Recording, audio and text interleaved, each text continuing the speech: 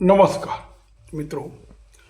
ब्राह्मण विद्वान था, बनिया चतुर था, राजपूत बलशाली था, तो फिर भारत गुलाम कैसे हो गया? आरक्षण तो उस समय नहीं था। बिल्कुल सच बात है। भारत क्यों हारा? इसका उत्तर हर एक आदमी अलग अलग तरह से दे सकता है, लेकिन भारत हारने की जो काल गया वो इतिहास में लिख दिया गया है। जो विद्वान लोग उससे बारे में स्टडी करते हैं और सोचते हैं कि भारत कैसे हारा। लेकिन जब हम जैसे सामान्य लोग ये सवाल जब करते हैं तो उनका ये मतलब अलग होता है। जो सवाल करने वाला है उसका मतलब है कि आरक्षण तो उस समय नहीं था, तो इसका मतलब ये हुआ कि आरक्षण आज है, इसीलिए हिंदू या उच्च वर्णीय लोग आरक्षण पाने वाले को अलग नजर से देखते हैं और कहते हैं कि भारत की प्रगति आरक्षण की वजह से नहीं हो रहा है, ये उनका कहना है। लेकिन ये भाई साहब जो आरक्षण वाली बात करते हैं उनका कहना बहुत जरूरी है और वो सच भी कहते हैं। लेकिन इनको इस देश में चातुर्वर्ण कैसा था, जात कैसी थी और इस जाति व्यवस्था ने कितना नुकसान किया है ये इनको मालूम होगा। क्योंकि ब्राह्मण सिर्फ लिखना पढ़ना पूजा पाठ करता था, वो कभी लड़ाई नहीं करता था। बनिया व्यापार करता था, दुकानदारी चलाता था, वो भी लड़ाई नहीं लड़ता था।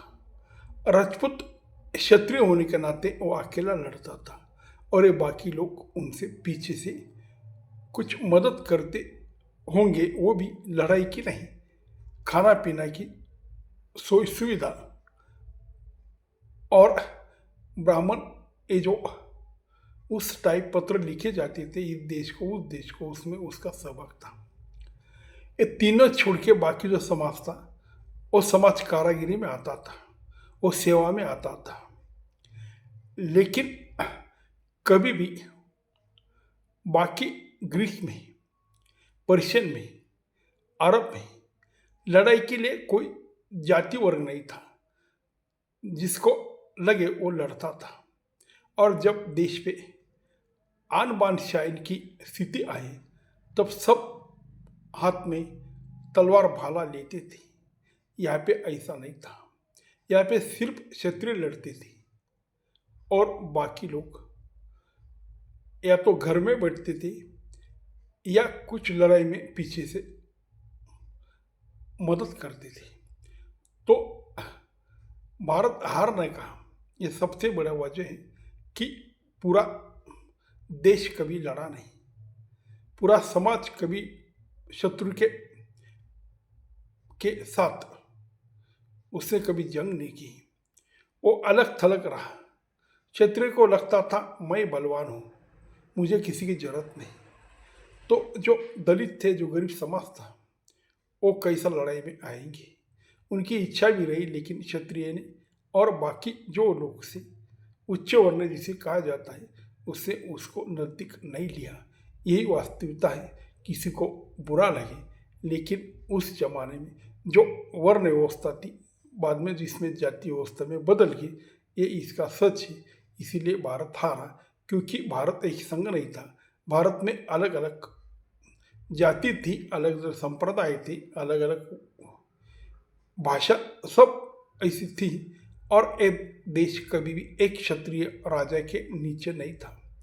ऊपर का एक राजा, नीचे का एक राजा, दावे का एक राजा, बाजू का एक राजा, ऐसे राजे रहते थे।